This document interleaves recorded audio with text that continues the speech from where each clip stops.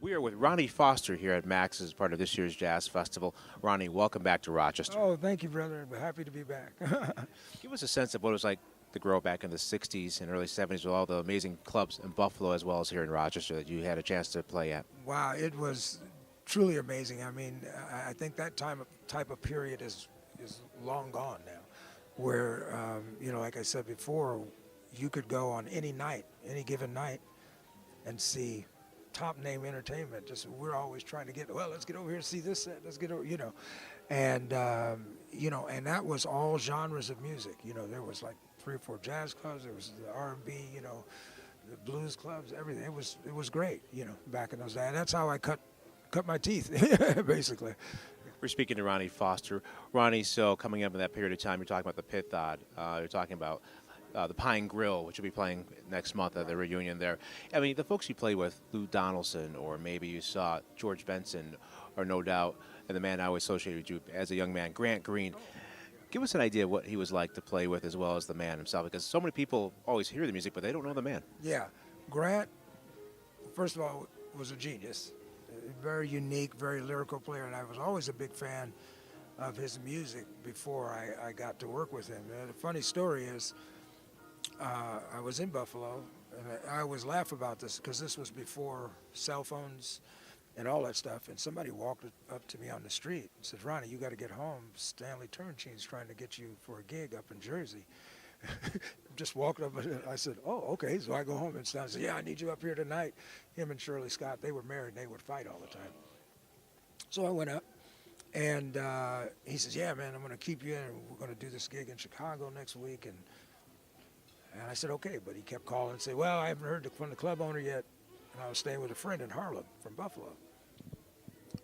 And one day there was a knock on the door, and I opened the door, and Grant Green was standing there. He says, "Hey, come in with me." What am I supposed to say? Yes. Yes. So that's how that whole thing started. And, because of Grant, when we did my first recording ever was with Grant Green alive, and after that recording, Francis Wolff, the late Francis Wolff, who was, one of the founders of Blue Note, came up to me and says, "Ronnie, would you like to have a deal with Blue Note?" I said, "Yeah, and of course."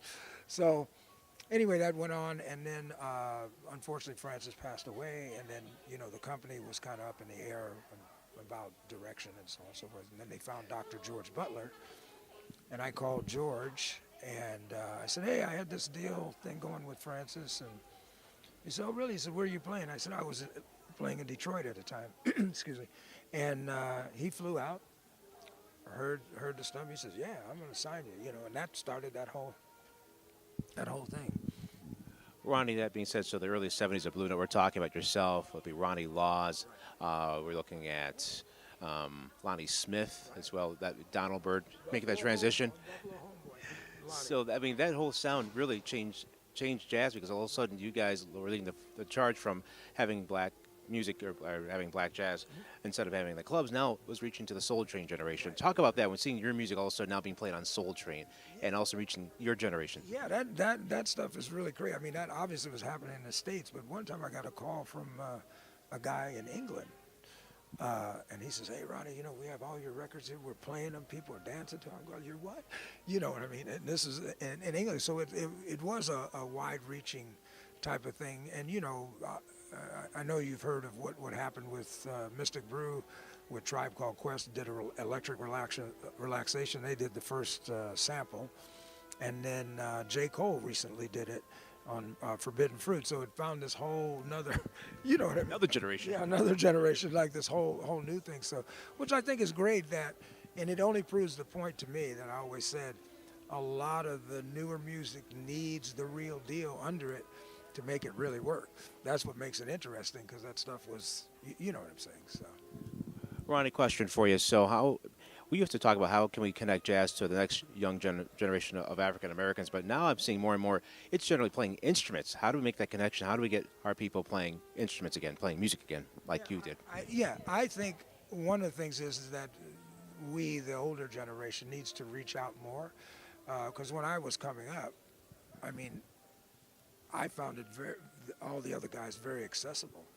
I started studying with Jimmy Smith when I was 12. Jimmy introduced me to George when I was 14. I started working with George when I was 15. I met Herbie, when I was 13. I met Joe Sample and Crusader. All that stuff was accessible. You go and, hey, show me something. They say, oh, what do you want? You know what I mean? And I think that's lacking now.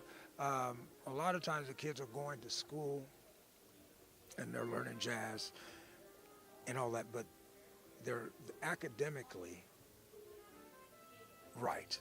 The notes, all that stuff, but they don't know why that it's here first. And I think that's the thing lacking.